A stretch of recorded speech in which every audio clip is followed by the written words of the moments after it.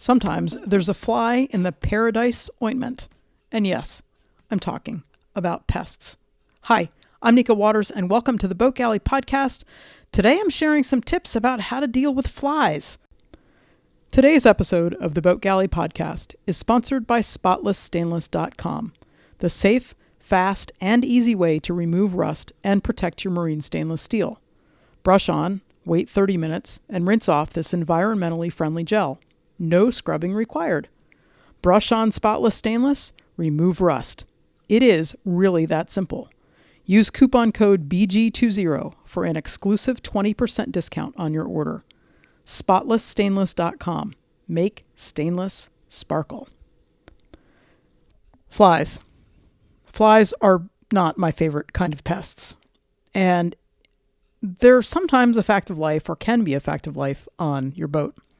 So there are a couple things that you want to do to deal with them. And the first thing is, I have to tell you, the best offense is a good defense. I'm not even sure if that's the right way to put it.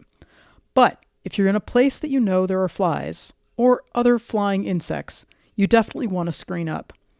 Figuring out how to do screens can run the gamut from buying commercially made ones that might be available to your boat to creating your own in various different kinds of styles.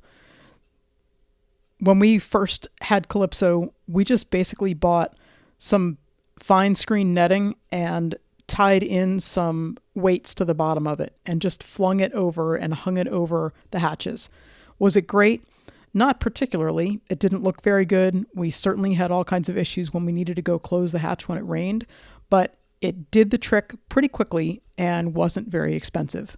Those were definitely key parts of our thinking.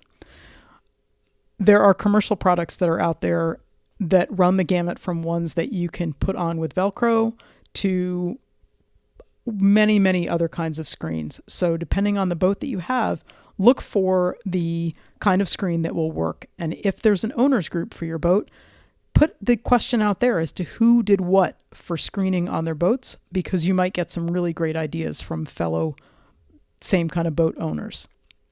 So after you have done your best to keep the stupid things from getting in your boat in the first place, then what do?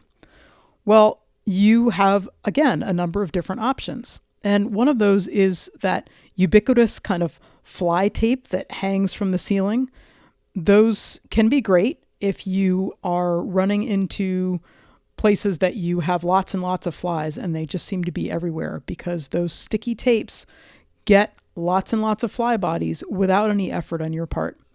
You do have to watch them because they're very sticky, and if you happen to run into them or they swing wildly and catch in your hair, it's not a pleasant experience. And you're welcome to ask me how I know that. It's not fun.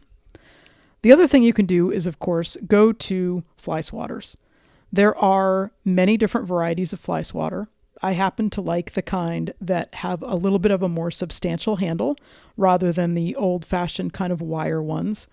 And I've seen options for leather fly swatters, which is great if you're trying to keep plastic from the boat, but personally I can't fathom the idea of cleaning a squished fly off of a leather fly swatter. Your mileage may vary. Our personal current favorite, though, on the fly swatting, fly getting rid of on an individual basis tool, has to be this really cool thing that a friend of my brother's gave to my dad for his birthday. It's called a bug assault. Yes, salt, as in table salt. Very clever. It looks a little bit like a gun. It looks like a little shotgun. And no, neither one of us is gun people, but this thing looks like a shotgun. You fill the little reservoir with regular old table salt, and you take aim and you shoot. The bonus with this is that you don't have to get very close to the fly to be able to get it. There's something elemental about taking aim for a fly and shooting it. This doesn't work particularly well if you have lots of little flies, but if you have some of the bigger ones, this is spectacular. It's really fun. It's slow because you're doing it individually and one at a time, and it takes a little bit of time to aim. And if you happen to miss and hit yourself, it does sting a little bit. So just keep that in mind. Let's say you don't have any kind of a tool on board, yes, you can roll up a magazine, you can roll up a paperback book, you can thwack it with your hand if you want to.